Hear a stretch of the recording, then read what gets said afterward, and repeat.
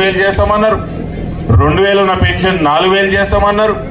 ప్రతి ఆడామెకి 2500 ఇస్తా అన్నారు. ఇంకా అడిగిన వాళ్ళకి పాపం ఏది అడిగితే అది సరే అన్నారు.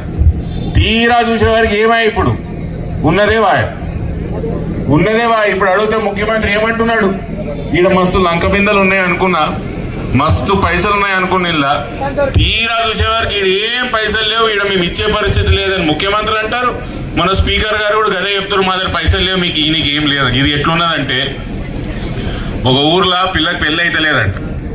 తండ్రి ఒక స్మార్ట్ పోరగాని దగ్గరికి పోయి, ఇగో మా బిడ్డను పెళ్లి చేసుకో, నీకు బంగారు కడి చేపిస్తా, నీకు గొలుసు చేపిస్తా, నువ్వు అడిగిందల్లా చేపిస్తా, నీకు మోటార్ చేపిస్తా, మోటార్ కార్ చేపిస్తా అని చెప్పిండు.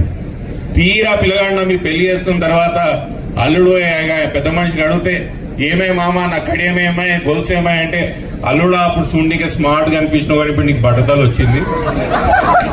మళ్ళీ పాపం అల్లుడికి మంచిగానే ఉన్నాడు, బట్టతలు ఏం లేదు. ఇప్పుడు ఈ మామకి కనిపించింది అన్న బట్టతలు. గట్ల తెలంగాణ రాష్ట్రంలో మంచిగా ఉన్న తెలంగాణ రాష్ట్రం, ఏం అప్పులు లేవు, ఏం లేవు. సంవత్సరం కిందటి లేని అప్పులు ఇప్పుడు వస్తాయి.